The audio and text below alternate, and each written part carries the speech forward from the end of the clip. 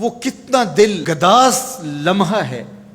قرآن نے اس منظر کو بیان کیا کہ جب حضرت خلیل اللہ نے خواب دیکھا، اپنے بیٹے کو ساتھ لے کر کے وادی منع میں پہنچتے ہیں، اور جو ارادہ تھا، عزم مصمم تھا، اس کا اظہار اپنے بیٹے کے سامنے کیا تاکہ اس نیکی میں بطیب خاطر یہ بھی شامل ہو جائے۔ قرآن نے اس کو بیان کیا ہے۔ ایسی انوکھی کہانی آپ کو کہیں نہیں ملے گی، ایسی سچی کہانی اور عظیمت کی دل آویز داستاں کہ باپ اور بیٹا دونوں بیٹھ کے گفتگو کر رہے ہیں۔ کیا گفتگو ہے؟ باپ کہہ رہا ہے کہ یا بنیا، اے میرے بیٹے۔ جو اہل زبان ہیں وہ اس کی نزاکت کو اور اس کی لطافت کو سمجھتے ہیں کہ یا بنی نہیں کہا گیا، میرے بیٹے نہیں، یا بنیا۔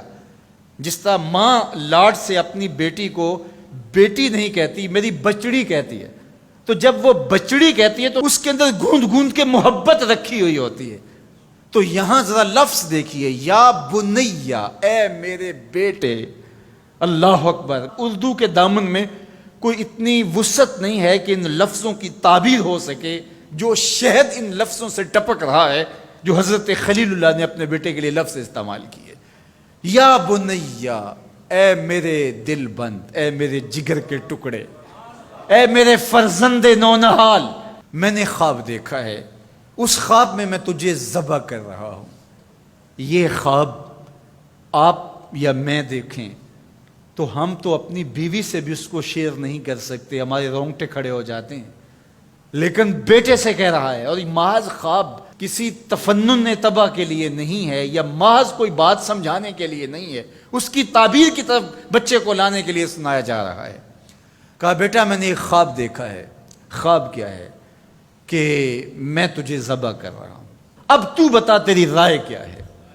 اللہ اکبر۔ اب باپ بیٹے سے کہے کہ میں تجھے ذبح کرنا چاہتا ہوں تو بیٹے کا رد عمل کیا ہوگا؟ کوئی بھی تصور اپنے بیٹے کو کر کے سوچے کیا رد عمل ہوگا؟ اس کی آنکھیں پھٹی کی پھٹی رہ جائیں گی، وہ باپ کے ہوش و حواس پہ شک کرنے لگ جائے گا، کہے گا کیا بول رہے ہو، ہوش ٹھکانے ہیں؟ باپ ہو، سفاک ہو، کیا لہجہ ہے تمہارا، مجھے ذبح کرو گے؟ لیکن یہ فیضان نظر تھا یا کہ مکتب کی کرامت تھی؟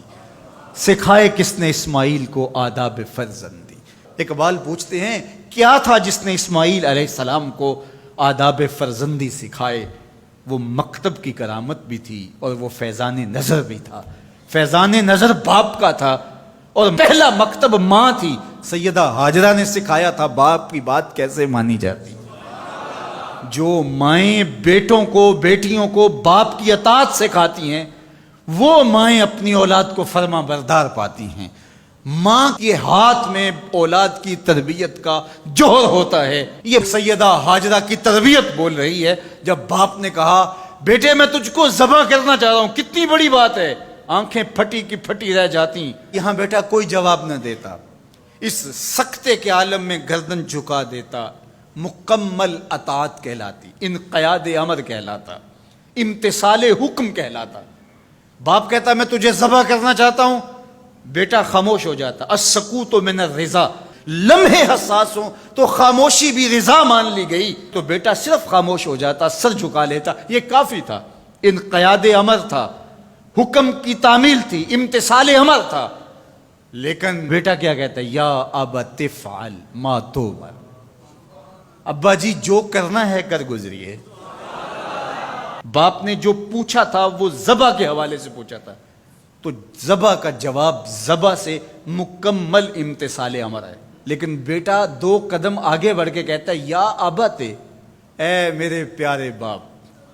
اب اس میں بھی بیٹے کا لہجہ تبدیل نہیں ہوتا۔ جب باپ ذبح کرنے کا کہہ رہا ہو اس وقت میرے ابو کہنا یہ امتثال امر کی انتہا ہے۔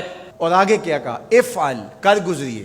یہاں یہ نہیں کہا ذبح کیجئے، باپ نے کہا ذبح کرنا چاہتا ہوں، لیکن ذبح کے جواب میں ذبح نہیں آیا۔ ذرا دل تھام کے بیٹھیے، کتنا امتثال امر اور مکتب کی کرامت کا کیسے ظہور ہوتا ہے۔ یا ابا تفعل ما تؤمر، اے ابو ذبح کیا، جو بھی کرنا ہے کر گزریے۔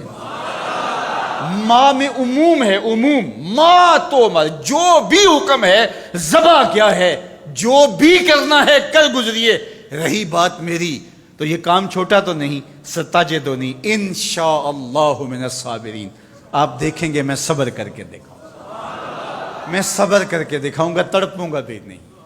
اب یہ منظر قرآن نے بیان کیا، فلما اسلما، جب دونوں نے طے کر لیا، کیا طے ہوا؟ فلاں نمبر کی گاڑی خرید لے نہیں، فلاں پلاٹ خرید لے نہیں، فلاں پلازا لے لے نہیں، باپ اور بیٹے کی وادی منع میں بات کیا ہوتی ہے؟ باپ کہتا ہے میں تجھے ذبح کرنا چاہ رہا ہوں، بیٹا کہتا ہے میں ہونے کے لیے تیار ہوں۔ آپ دیکھیں گے کہ میں جنبش نہیں کروں گا۔ اب قرآن نے یہاں جو لفظ استعمال کیے، لفظوں پہ فلما اسلما، یہیں سے اسلام ہے۔ اسلام یہ ہے یار کے آگے سر تسلیم خم کر دینا۔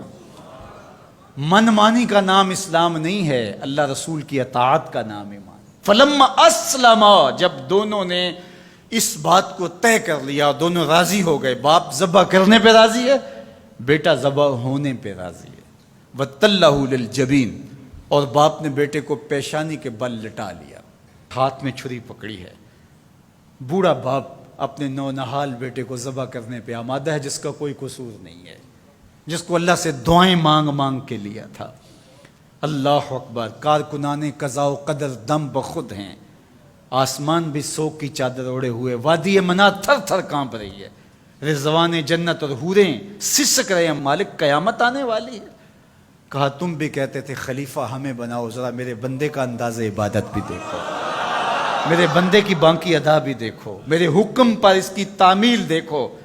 اللہ اکبر، حضرت خلیل اپنے بیٹے کو لٹا کے ہاتھ میں چھری پکڑے، بیٹے کو ذبح کرنے کے لیے آگے بڑھتے ہیں، ہاتھ میں چھری لیے ہے اور گردن پہ رکھتے ہیں، اور پوری قوت کے ساتھ چھری کو گردن پہ پھیر دیتے ہیں، لیکن ایک بال بھی نہیں کٹتا۔ اس کا یہ مطلب ہی کہ چھری نے اب کام نہیں کیا، میں کیا کروں؟ کہا شاید میرے دل میں کوئی ایسی بات آ گئی جس سے چھری کو روک دیا گیا، جلدی سے چھری کو پاس پڑی لکڑی یا پتھر پہ مارا۔ لما تقطعی یا سکین، اے چھری کاٹتی نہیں ہے۔ آواز آئی الخلیل یامرنی والجلیل ینہانی، خلیل کاٹنے کا کہتا ہے، جلیل کہتا ہے خبردار ایک بال بھی کاٹا۔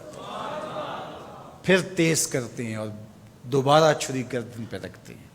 اللہ اکبر، گلا کٹ جاتا ہے، خون بہنے لگتا ہے، حضرت خلیل خوش ہو جاتے ہیں، آنکھوں سے پٹی کھول دیتے ہیں، لیکن منظر کیا دیکھتے ہیں کہ جس کو ذبح کیا وہ بیٹا نہیں، وہ تو دمبا ہے۔ اور حضرت اسماعیل پاس کھڑے مسکرا رہے ہیں، بے ساختہ زبان سے نکلا اللہ اکبر۔ حضرت اسماعیل بولے لا الہ الا اللہ واللہ اکبر۔ جبریل امین جو دمبا لے کے آئے تھے وہ بھی پاس کھڑے اور مسکرا رہے تھے، بولے اللہ اکبر وللہ الحمد۔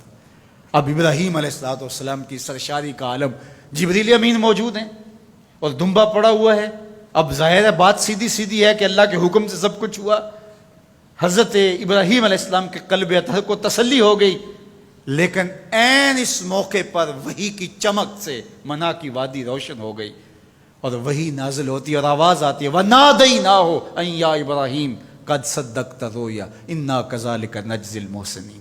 عین اس موقع پہ ہم نے بھی آواز دی، ابراہیم بس بس، تو نے واقعی خواب پورا کر دکھایا، ہم نے تیری سنت کو قیامت تک باقی رکھا اور اس تیری نشانی مٹنے نہیں پائے گی۔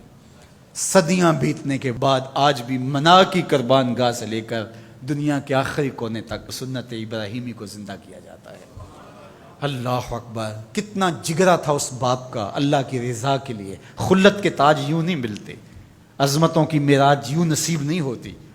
باپ بیٹے کو ذبح کرنے کے لیے آمادہ ہو جاتا ہے۔ ہمارے ایک بزرگ کہا کرتے تھے بیٹے ہر بندے کا کوئی نہ کوئی اسماعیل ہوتا ہے، جب تک وہ اپنے اسماعیل کی گردن پہ چھری نہیں رکھتا اللہ کی دوستی نصیب نہیں ہوتی۔